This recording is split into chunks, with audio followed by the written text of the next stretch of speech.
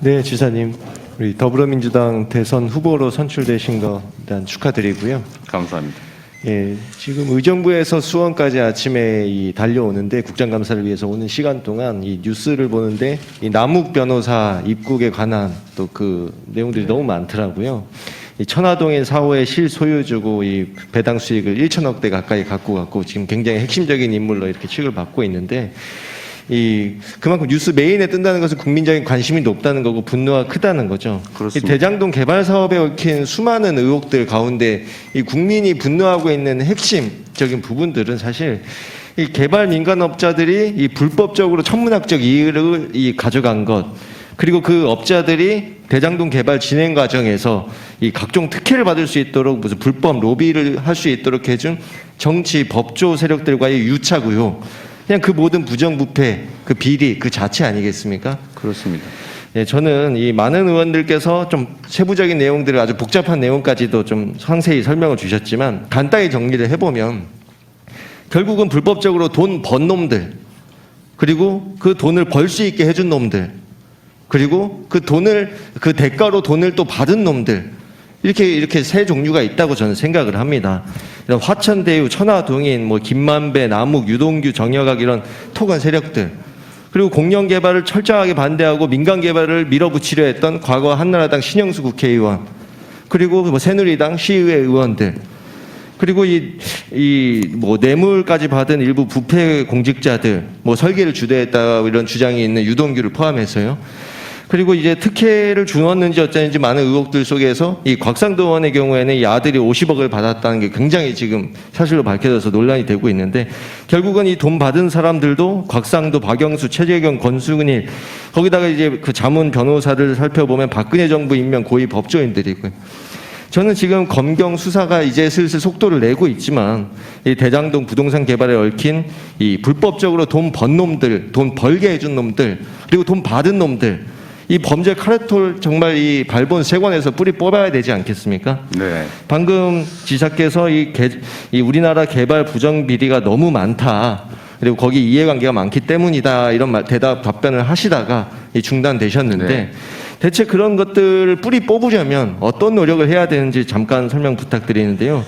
저는 이 부분에 앞서서 자칫 이 대장동 사업 개발이 지금 아직 의혹들이 수사가 철저하게 밝혀지지 않았지만 자칫 민간 개발의 행태로 갔다면 방금 김민철 의원께서 말씀하신 공흥 2지구라든지 아니면 부산의 LCT라든지 부산의 송도의 이진베이 시티라든지 이런 수많은 불법 토건 비리들이 판친 그거에 재현이 되지 않았을까, 이런 생각을 합니다. 아무튼 그 개발 부정 비리들을 막을 수 있는 지사님만의 이런 생각과 방법 고민하신 바가 있다면 잠깐 설명 부탁드리겠습니다. 네. 제가 아까 보여드리다가 못 보여드렸는데, 이게 한번 잠깐만 보시면 2015년 10년부터 15년 당시에 우리 유력 언론들의 보도 내용입니다. 이 보시면은 민영 개발 해줘라, 공공 개발 절대 하지 마라, 적자난다, 왜 시장에 개입하느냐, 이게 당시 언론의 주류적인 입장이었고, 이게 아까 말씀드렸던 국민의힘 정부, 이명박 박근혜 대통령, 그 다음에 국민의힘의 당, 이쪽이 분양가 제한 폐지하고, 그 다음에 택지도 개발자가 택지 분양뿐만 아니라 아파트 분양까지 할 수 있게 해주고, 개발 부담금도 줄여주고, 온갖 특혜들을 줘서 민간 개발업자들이 개발 이익을 많이 누릴 수 있도록 해왔다는 겁니다. 그래서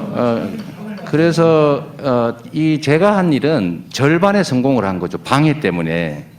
공공개발을 했더라면 이런 얘기 전혀 있을 수가 없습니다. 그렇다면 저는 하나 여쭙고 싶은 것이 이 지사께서는 그러면 모든 개발 사업들을 전부 다 공공개발로서 주도해야 되고 그럴 수 있다 생각을 하시는지요? 제가 한계를 좀 지어야 되는데, 아까 말씀드렸던 것처럼 민간이 자기 토지 가지고 그 용도 상태에서 그냥 아파트를 지어 분양하든지 이런 건 건설 이익이라고 하는 것이기 때문에 허용을 하고, 네. 인허가권을 행사해 가지고 토지의 용도를 바꾼다든지 용적률을 많이 올려준다든지 주변에 무슨 산업단지를 배치한다든지 이렇게 해서 생기는 자동 개발 이익 증가분은 환수해야 되고, 환수하는 첫 번째 방법은 예를 들면 지방공사 같은 곳이 지방채 발행 제한을 해놨는데, 이런 사업성이 확인된 사업에 대해서는 직접 사업을 할 수 있도록 풀어주고, 개발 이익도 25%의 절반을 이명박 정부에서 깎아줬는데, 박근혜 정부든가?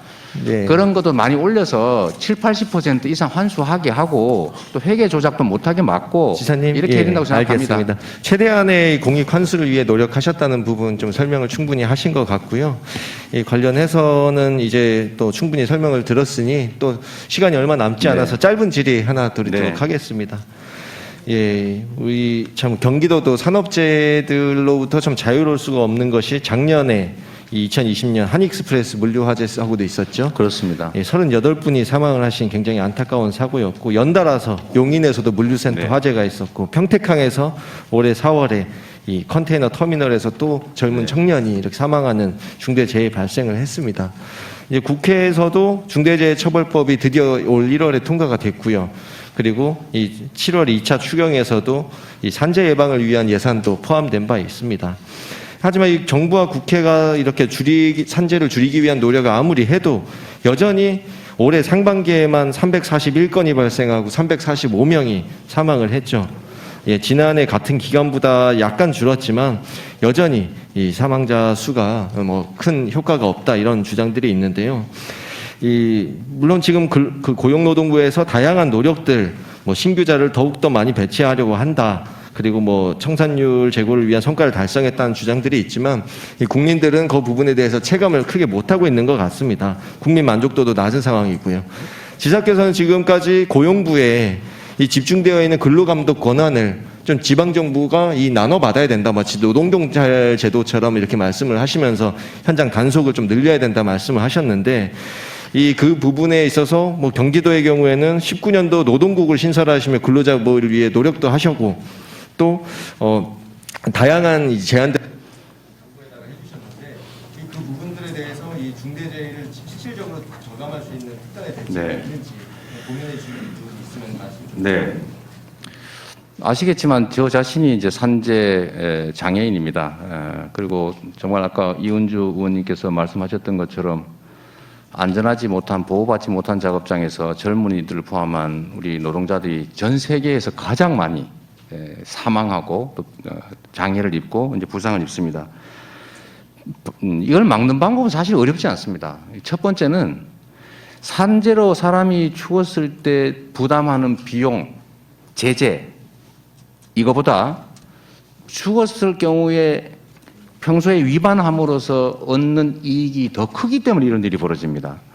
그래서 산재 사고를 안전관리 의무를 위반해서 한 경우에 제재를 형사처벌을 아주 세게 영국식으로 세게 하고, 또 민사배상도 징벌배상을 시켜서 고의적으로 위법을 방치해서 사람이 죽으면 배상액을 몇 배, 몇십 배 이렇게 부과해서 다시는 위반을 통해서 이익을 얻지 못하도록 만들고, 세 번째는 일상적으로 근로감독, 현장 노동환경감독을 정부에서 잘 하면 이제 이런 위반 상황을 줄일 수 있습니다. 이 세 가지가 방법인데, 이제 현실적으로 보면 이제 아까 중대재해처벌법도 사실은 매우 구멍이 많지 않습니까?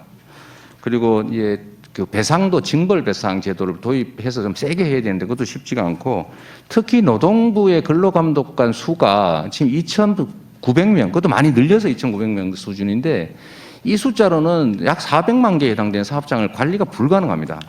그래서 저희가 지방 정부에도 위임을 받아서 같이 근로감독, 노동환경감독을 해달라고 지금 계속 요청하고 입법을 부탁드리고 있는 중입니다. 예. 네.